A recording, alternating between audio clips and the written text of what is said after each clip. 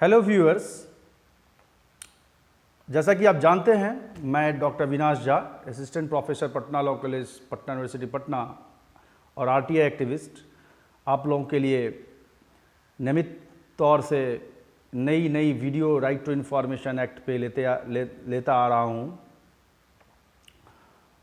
और जैसा कि मैंने वादा किया था आप लोगों से कि मैं राइट टू इन्फॉर्मेशन पे लेक्चर सीरीज़ लेके आऊँगा, तो उसी क्रम में आज फिर मैं एक नया वीडियो आप लोगों के समक्ष लेके आऊँगा और आपसे फिर वही आशा है कि हमारे सब्सक्राइबर बढ़ाने के लिए नहीं, हमारे व्यूज़ बढ़ाने के लिए नहीं, ताकि आम बच्चों के हित में, आम लोगों के हित में, ग्रेटर पब्लिक इंटरेस्ट में जो है आप हमारे वीडियोज़ को अगर अच्छा लगे तो लाइक करेंगे, शेयर करेंगे और मैक्सिमम नंबर में सब्सक्राइब करेंगे। हाँ, एक चीज़ और, नोटिफिकेशन बटन पे क्लिक करना ना भूलिएगा, ताकि नई जो अपकमिंग वीडियोस होंगे जो इम्पोर्टेंट हमारे लेक्चर सीरीज़ के, वो आप लोगों तक निश्चित रूप से पहुँचे।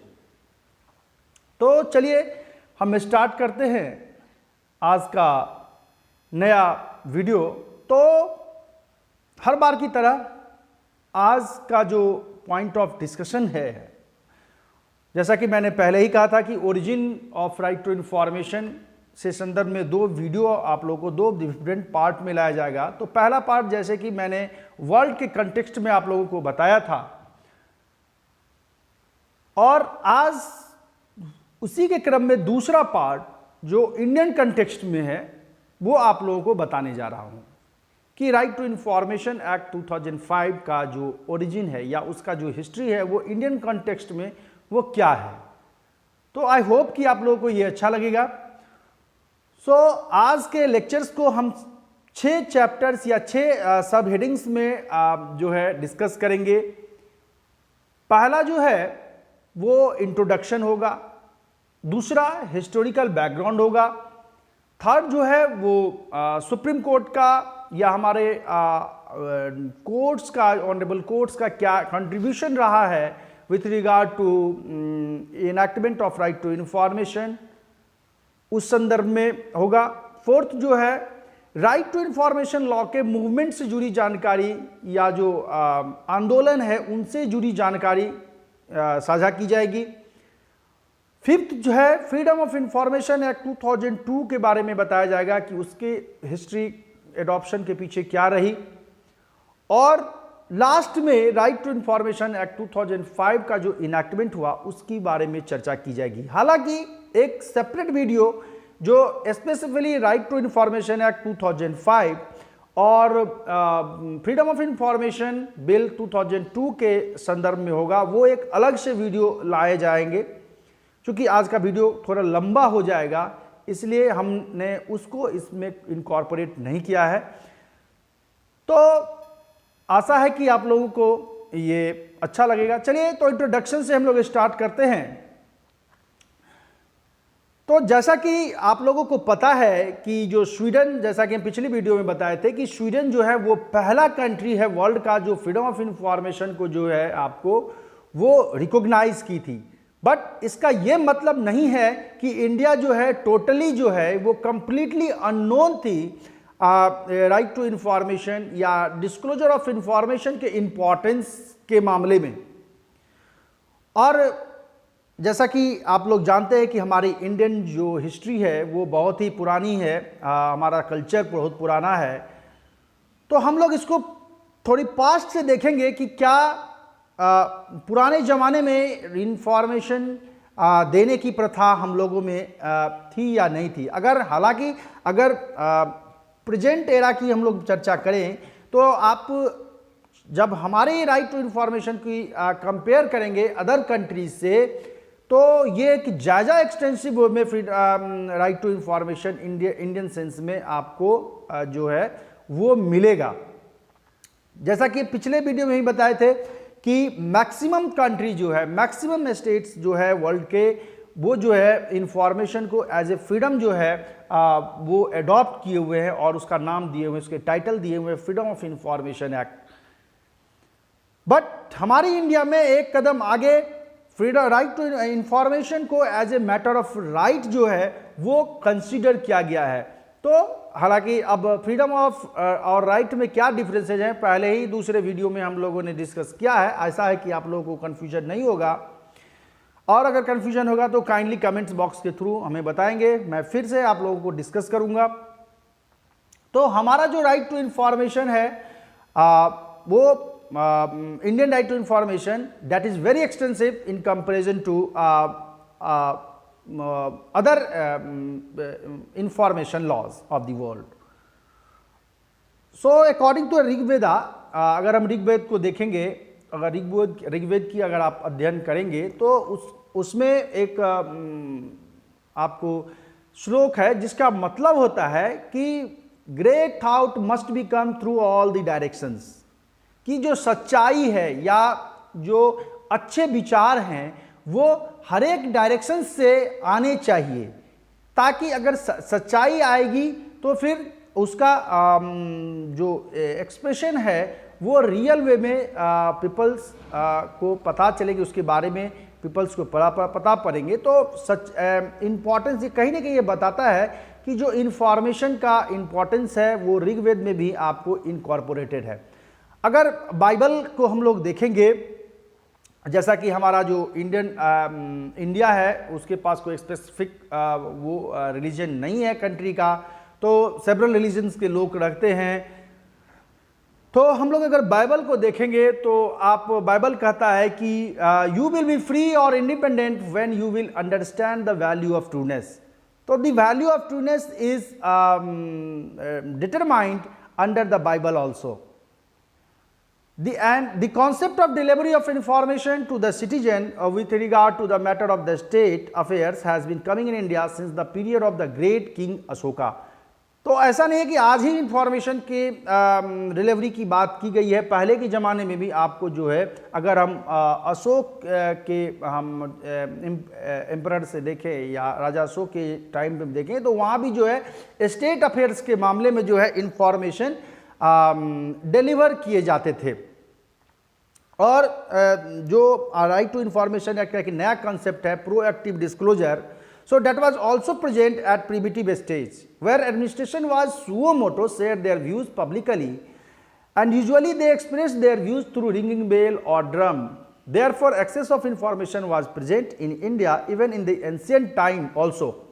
वहाँ अगर कोई सूचना देनी होती थी राजा को तो डुगडुगी बजा के या रिंग बेल जो है बेल को रिंग करके, या आप सुनते होइएगा, अगर टीवी सीरियल वगैरह देखते होइएगा तो ऊंचाई पे जाके जो है आपको जो है शोर मचाते थे राजा के सिपाही, और जो प्रोक्लेमेशन किंग का प्रोक्लेमेशन था या जो कुछ ऑर्डर्स था या कुछ इन्फॉर्मेशन अगर शेयर करनी होती थी तो वो जो है उनको देते थे, या ढोल बजा के या नगारे बजा के जो है अभी भी ग्रामीण स्तर पे जो है अगर किसी को कलेक्ट करना होता है या कोई सूचना देनी होती है इम्पॉर्टेंट तो वो आपको दिए जाते थे। तो ऐसा नहीं है कि आज ही जो है आपको इंफॉर्मेशन रिकॉग्नाइज्ड हुआ है, ये पुराने ज़माने में ही जो है आपको हमारे यहाँ इंडियन में इंफॉर्मेशन जो है वो रिकॉग्नाइज होती थी या होती आ रही है।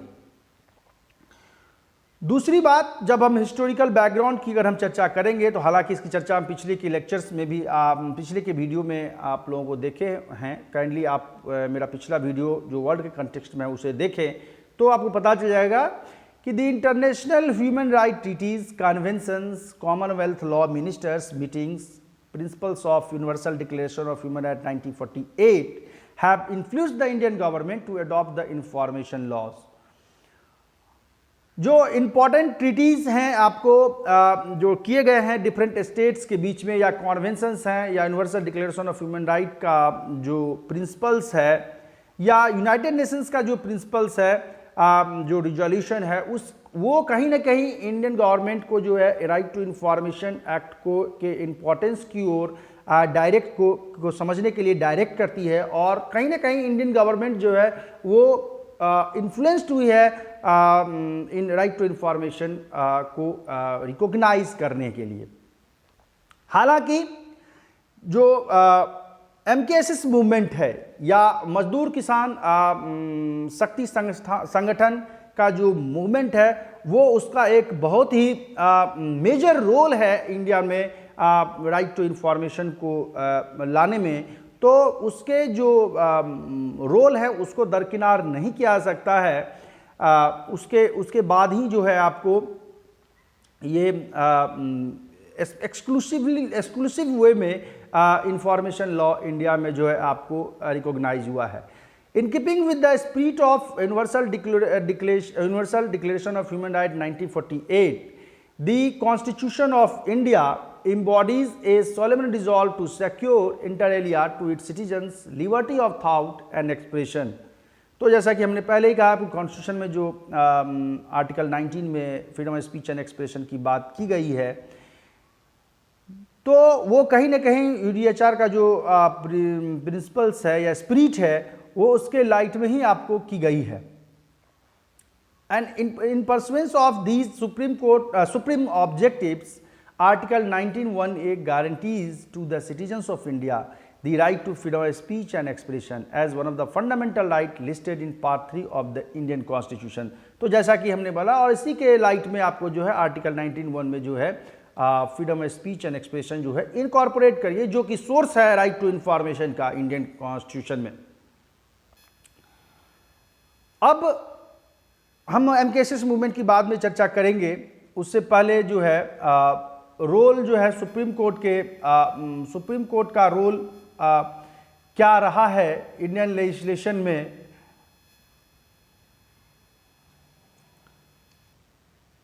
उसकी चर्चा हम करेंगे कि सुप्रीम कोर्ट का क्या रोल रहा है इंफॉर्मेशन लॉ को स्टैट्यूटरी फॉर्म में इनैक्ट करने के पीछे इंडिया में। The Supreme Court of India too has accepted the right to information as an inherent part of right to freedom of speech and expression under Article 19(1)(a) and the right to life and personal liberty in under Article 21 of the Constitution। Different judgment जो है supreme court का वो आपको कहीं ना कहीं आपको, जिसकी हम अध्ययन बाद में करेंगे, वो बताता है कि जो इंफॉर्मेशन का क्या महत्व है। और इसी लाइट में जो है आपको जो 19(1) में इसका सोर्स है freedom of speech and expression, उससे आपको इसको कोरिलेट किया और उसको सोर्स बताया कि freedom of speech and expression जो है राइट टू इंफॉर्मेशन का वो एक सोर्स है। और दूसरी जो हम आर्टिकल 21 में right to life and personal liberty की बात करते हैं, तो that right to life and personal liberty is meaningless until the recognition of Article 19(1) way freedom of speech and expression, जब तक freedom of speech and expression की recognition नहीं होगी तब तक हम ये नहीं कह सकते हैं कि जो हमारा right to life and personal liberty है वो सही मायने में रिकॉग्नाइज्ड हुआ है। तो इस दोनों को इंटरलिंक्ड करने के पीछे जो मेन ऑर्गेनाइजेशन है वो हमारा सुप्रीम कोर्ट है। In the year of 1975, the Supreme Court in the case of Uttar Pradesh versus Raj Narayan, AIR 1975, Supreme Court 865, held that freedom of speech and expression includes right of citizens to know every public act। पहला जो case था वो Uttar Pradesh versus Raj Narayan के ही case में आपको जो है वो एक्सक्लूसिव वे में आपको सुप्रीम कोर्ट ने राइट टू इन्फॉर्मेशन के इम्पॉर्टेंस को जो है आप बताया और ये बताया कि जो सिटीजन्स का पब्लिक एक्ट को जानने का अधिकार सिटीजन्स का है। और क्यों है? तो because people are the owner, because they are paying taxes and people must have right to know that how their money is being utilized by their representatives। Therefore, information is wealth of nations, people are beneficiaries and representatives are trustee of that information। Hence, public office must be open at the desire of the public।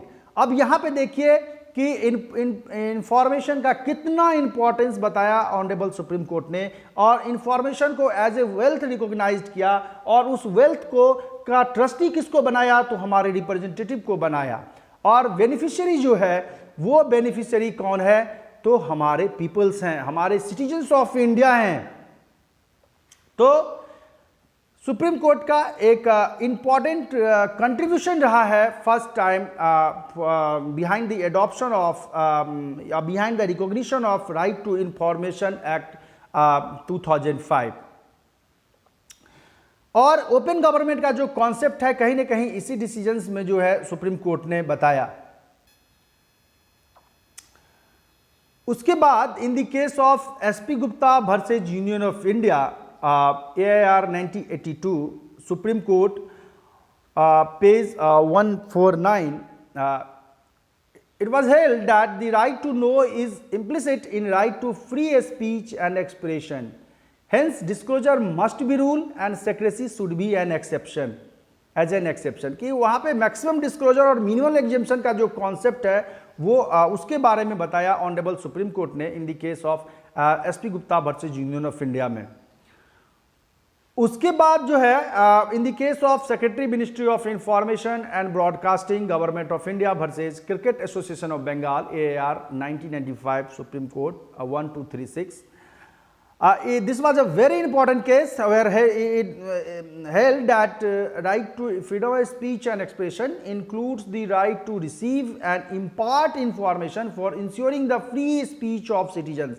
अब जो article 19 में speech को free speech को citizens के free speech को recognise करने की आप बात करते हैं, तो उसमें बताया गया कि जो इन्फॉर्मेशन है उसको रिसीव करना, उसको शेयर भी करना है। ऐसा नहीं कि इन्फॉर्मेशन रख लीजिए अपने पास, तो इन्फॉर्मेशन रखने से दैट इज मीनिंगलेस। तो इसको बताया। उसके बाद आप जो नेक्स्ट केस देखिएगा in the case of people's union for civil liberties versus union of India AIR 1995, held that true democracy cannot exist unless the citizens have right to participate in the affairs of the policy of the country. The right to participate in the affairs of the country is meaningless unless the citizens are well informed on all sides of issues in respect of which they are called upon to express their views। अब democracy का मतलब बताया कि democracy जो है वो तभी जो है वो सरवाइव कर सकती है जब तक जो है आपको पॉलिसी मेकिंग में जो है पार्टिसिपेशन मिलेगा सिटीजन्स का।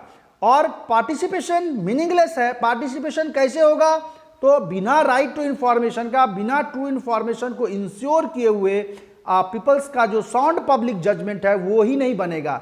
तो साउंड पब्लिक जजमेंट के लिए क्या जरूरी है, इंफॉर्मेशन। और इंफॉर्मेशन जब होगा या हेल्दी इंफॉर्मेशन होगा तभी जाके साउंड पब्लिक ओपिनियन बनेगी और पीपल्स जो हैं वो इफेक्टिवली जो पॉलिसी मेकिंग डिसीजंस में उसमें पार्टिसिपेट कर पाएगी। तो सुप्रीम कोर्ट ने इस केस में डेमोक्रेसी के एग्जिस्टेंस के लिए राइट टू इंफॉर्मेशन के महत्व को बताया।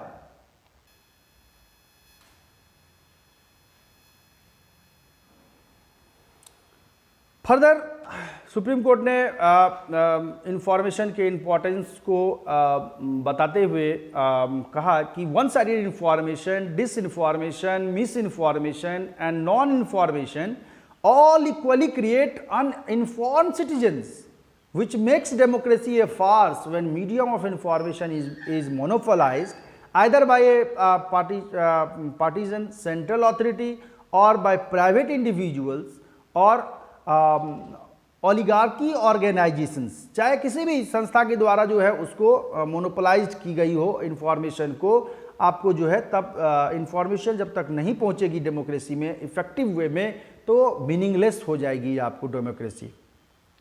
And the honourable supreme court in the case of union of India versus association for democratic reforms AIR 2002 5 SCC 294 were issued the directives to Election Commission of India regarding voters' right to know that antecedents of the election candidates। अब जो election candidates हैं उनके बारे में जानने का अधिकार को भी रिकॉग्नाइज किया गया इस केस में, ताकि वोटर्स जो है आपको वो ट्रू चॉइस कर सके कि सही कैंडिडेटशिप जो है वोट देने वक्त जो है वो डिसाइड कर सके कि जो हम जिसको चुन रहे हैं वो कैंडिडेट का कैरेक्टर क्या है या उसका हिस्ट्री क्या है, प्रायर हिस्ट्री, कहीं वो क्रिमिनल तो नहीं है। तो जब तक इंफॉर्मेशन सिटीजन्स के पास नहीं होगी तब तक जो है वो ट्रू चॉइस नहीं कर सकता है। और जब ट्रू चॉइस ही नहीं करेगी तो जो उसका उसके तरफ से उसकी बात कौन रखेगा आपको जो है पार्लियामेंट में या स्टेट लेजिस्लेशन में। तो एक सही रिप्रेजेंटेटिव का चुनाव करना कैसे संभव है, तो इंफॉर्मेशन बिना लिए हुए ये असंभव सा लगता है। तो इसलिए इंफॉर्मेशन जो है वो होना ही चाहिए। अब जो इंडियन हिस्ट्री के संदर्भ में जो मूवमेंट वगैरह हुए या रिवॉल्यूशन हुए आपको राइट टू इंफॉर्मेशन को एडॉप्ट करने के पीछे, तो जैसा कि हमने पहले ही बताया कि जो MKSS है वो उसका आंदोलन एक बहुत ही मेजर फैक्टर है behind the adoption of Right to Information Act 2005. So the credit for right RTI movement in India goes to Mazdoor Kisan Shakti Sangathan, which has called in short MKSS. And it was an organization formed by marginal farmers and landless laborers of Danguri village in Rajasthan. And the aim of the organization was to make open the corruption in relief work meant for the rural poor and conducted by the Panchayati Raj institutions, governmental officials and NGOs making ghost entries on muster rolls on which the attendance of laborers was marked and wages paid were written. The photocopies of the muster rolls and vouchers for the purchase and sale of materials which were attached in the records were demanded. अब यहाँ पे हो क्या गया था कि जो अभी भी आप देखिएगा ब्लॉक लेवल पे कितना करप्शन है। हालांकि ये अलग बात है गवर्नमेंट का ध्यान उसी ओर नहीं जा रहा है या गवर्नमेंट कुछ कर नहीं पा रही है उस करप्शन को रोकने में।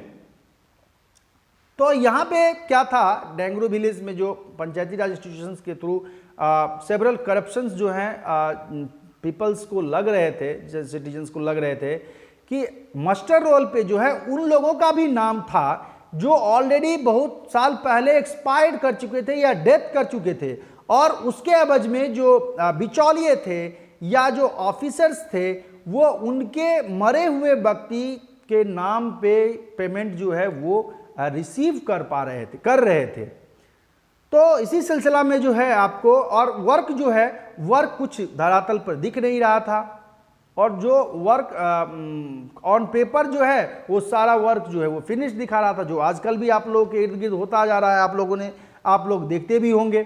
तो इस संदर्भ में जो है फोटोकॉपीज वगैरह उस मास्टर रोल्स का जो है आपको वो डिमांड किया गया था, जो कि आपको अप्रोप्रिएट अथॉरिटी के थ्रू आपको वो डिनाई कर दिया गया। और आप लोगों को पता था कि जो ऑफिशियल सेक्रेट एक्ट 1923 है वो हम लोग के यहाँ प्रिवेल कर रहा था, हालांकि वो अभी भी है लेकिन अब थोड़ा RTI एक्ट उस पर सुपरसेडिंग नेचर में है। So the movement was started in Rajasthan by organizing public hearings, that is jan sunwai. अब एक जो है पब्लिक हियरिंग, इसको रोकने के लिए इस करप्शन को आपको, या जन सुनवाई जो है वो वहाँ पे स्टार्ट हो गई। और एक NRI थे जो आपको यूनाइटेड स्टेट्स से अपनी पढ़ाई पूरी करके आए थे, जो निखिल डे थे, और बाद में जो है इनको ज्वाइन किए सोशल एक्टिविस्ट अरुणा राय। सो उन दोनों ने इस आंदोलन को लीड किया। And in consequence of above mentioned movement, on 5th April 1995, the CM of Rajasthan had announced to give the photocopies of all the official documents relating to the local development expenditure on the payment of some fees. The MKSS launched dharna for ensuring the right to know with regard to local developmental expenditure. Slowly this movement spread to the whole state. This movement was further supported by several press groups and NGOs in all over India. अब ये आंदोलन जो है जोर पकड़ ले रहा था।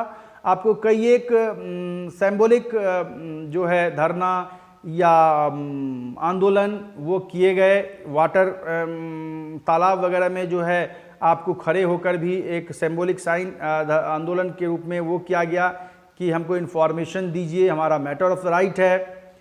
और ये धीरे धीरे जो पूरी स्टेट में जो है आपको ये आंदोलन फैल गई, स्प्रेड कर गई, तो उसके मजबूर होके आपको जो है जैसा कि हम आप पीपीटी में देख रहे होंगे कि 5 अप्रैल 1995 को जो राजस्थान के सीएम थे उन्होंने फोटोकॉपीज देने की बात जो है उन्होंने कही, लेकिन कुछ आप पेमेंट के बाद आप फोटोकॉपीज लेने की जो है वो के बारे में वो अपनी बातें रखी कि वो हम प्रोवाइड करेंगे स्टेट लेजिस्लेचर में, विधानसभा में।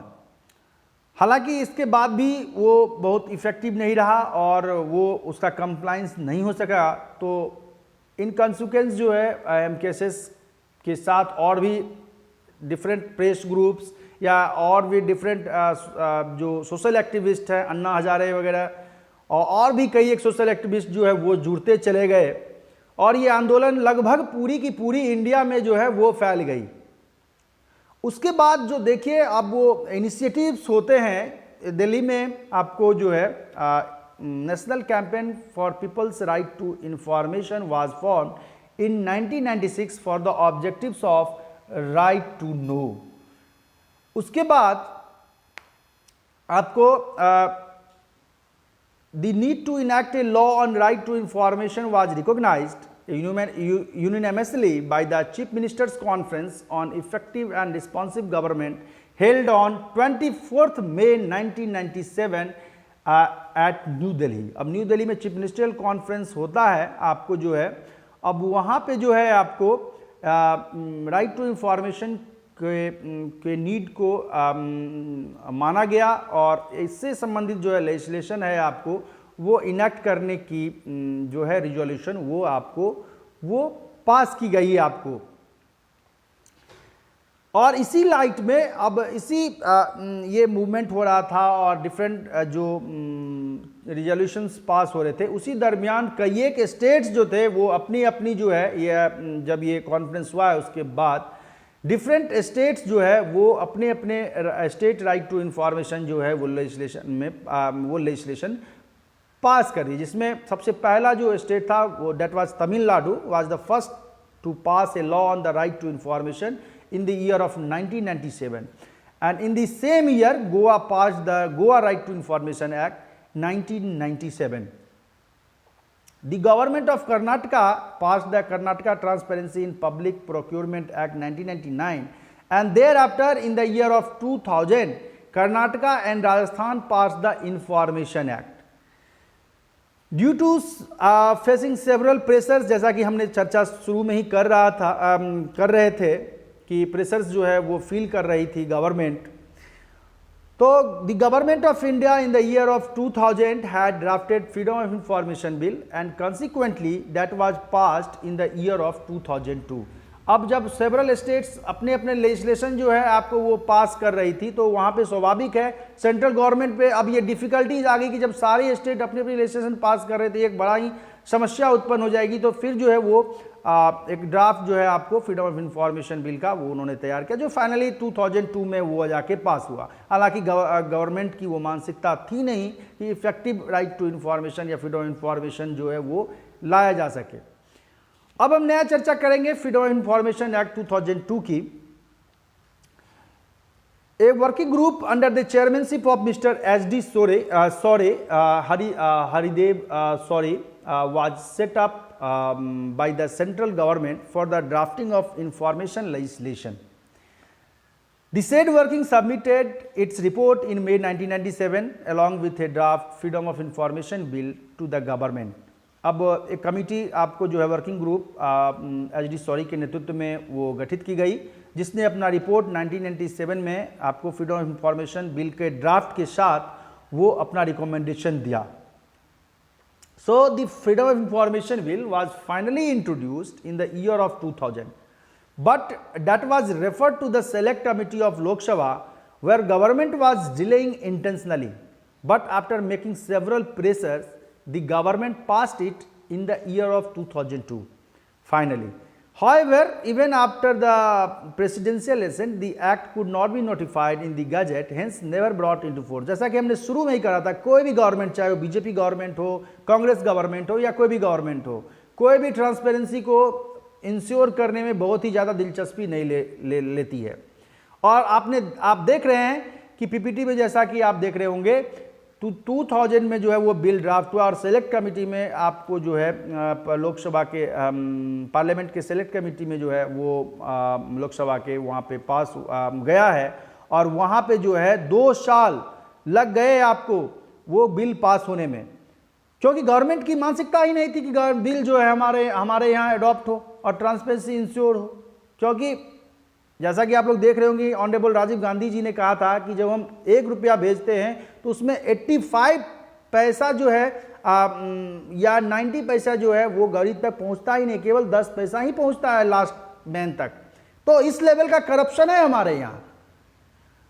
तो ये जो है आपको, हालांकि आप देखिए इसकी मानसिकता ये थी कि एक तो इतना प्रेशर के बाद आपको 2002 में ये पास होता है और उसके बावजूद भी, हालांकि इस बिल में बहुत ही सारे लूपहोल्स थे, बहुत ही सारी डिफिकल्टीज थी और ये अगर इफेक्टिव भी होता तो ये कोई काम का बिल नहीं होता। हालांकि 2005 का भी हाथ पैर तोड़ के जो है एनडीए गवर्नमेंट ने रख दिया है।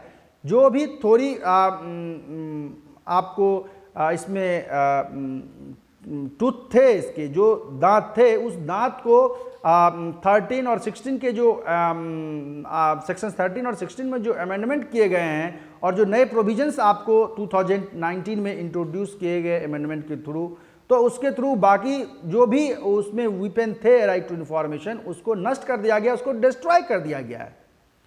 तो हम छोड़िए, उस पर बाद में चर्चा करेंगे। 2000 में जो है आपको जो बिल पास हुआ है 2 साल के बाद 2002 में, वो जैसे तैसे प्रेसिडेंशियल एसेंट तो मिल जाता है, लेकिन फिर भी वो फाइनली गजट में पब्लिश नहीं होता है। और as being a student of law आप जानते हैं कि जब तक वो गजट पे पब्लिकेशन नहीं होगा तो वो प्योर फॉर्म में एक्ट तब तक वो नहीं बन सकता है और ये इन्फोर्स नहीं हो सका, चूंकि गजट में पब्लिश ही नहीं हुआ। अब उसके बाद फिर 2005 में आप जो है, चूंकि जैसा कि हमने शुरू में ही बताया था कि the freedom of information bill had several loopholes and deficiencies which were unable to provide the delivery of information. Hence, in the year of 2004, the UPA government had introduced the Right to Information Bill, which was passed with more than 100 amendments. And the bill was passed finally on 12th May 2005 and received presidential assent on 15th June 2005 and became Right to Information Act 2005. तो finally जो है आपको UPA government ने अब एक feel किया गया कि वो इन्फोर्स तो हुआ नहीं, दूसरा बात उसमें बहुत सारी डिफिशिएंसीज थी। और अन्ना हजारे ने फास्टिंग मूवमेंट के थ्रू जो है, भूख हड़ताल के थ्रू जो है एक नया लेजिस्लेशन का डिमांड शुरू किया और उसमें जो डिफिशिएंसीज थी उसको रिमूव करने की बात की। तो बाद में जाके जो है एक नया बिल जो है आपको 2004 में जो है आपको राइट टू इन्फॉर्मेशन बिल वो पास किया गया और फाइनली जो है 12 मई 2005 को जो है आपको इसको प्रेसिडेंशियल एसेंट मिलता है पास कराने के बाद। और ये 12 मई 2005 को ये बिल पास होता है और 15 जून को इसको प्रेसिडेंशियल एसेंट मिलता है और राइट टू इन्फॉर्मेशन एक्ट 2005 के नाम से एक नया एक्ट जो है वो हमारे यहाँ आपको इंट्रोड्यूस होती है। और ये एक्ट जो है आपको 2 पार्ट में आपको लागू किए गए। इसके कुछ प्रोविजंस जो हैं आपको जैसे से प्रोविजंस सेक्शन 4 हैं, सेक्शन 5 है, सेक्शन 12 हुए, 13, 15, 16, 24, 27 and 28 came into force at once, that is on 15th June 2005, and the remaining provisions of this act has come into force on 120th day of its enactment, that is 12th October 2005। तो 2 part में, चूंकि sufficient जो बहुत सारे नए provisions थे right to information act में वो इंट्रोड्यूस किए गए थे, जो जिसमें प्रोएक्टिव इंफॉर्मेशंस की चर्चा की गई थी, आपको सो मोटो डिस्क्लोजर की ऑब्लिगेशन डाली गई थी आपको पब्लिक अथॉरिटी पे कि आपको खुद देना है, जो कि 2002 में नहीं था। पेनल्टी क्लॉज डाली गई जो कि पेनल्टी प्रोविजंस 2002 में नहीं था, और भी कई एक प्रोविजन जिसकी हम अलग वीडियो में चर्चा करेंगे।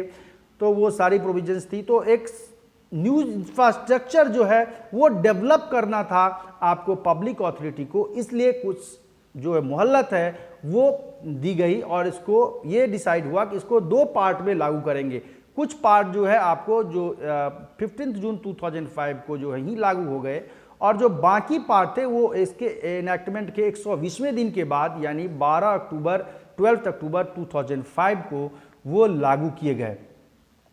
तो राइट टू इंफॉर्मेशन एक्ट 2005 जो है एक इफेक्टिव वे में एज ए सिटीजन्स को right to information as a matter of right जो है वो दिया गया, और एक new legislation severals new provisions के साथ हमारे यहाँ लाई गई, और कहीं ना कहीं ये फ्रीडम इंफॉर्मेशन बिल 2002 जो था या 2000 जो था उससे बहुत ही बेहतरीन तरीके से एक नया लेजिस्लेशन लाया गया सेवरल अमेंडमेंट्स करके, जो कि प्रेजेंट लेजिस्लेशन हम लोगों के यहाँ आपको उपलब्ध है आज के दौर में। हालांकि जैसा कि हमने पहले चर्चा किया था, इसके अमेंडमेंट के थ्रू इसकी जो ट्रांसपेरेंसी है वो उसको बहुत ही हद तक छेड़छाड़ की गई है, उसको कम करने की कोशिश की गई है गवर्नमेंट के थ्रू। हालांकि वो कहते हैं कि इसके बेटरमेंट के लिए हमने किया है, लेकिन हम एज ए आरटीआई एक्टिविस्ट और as a professor of law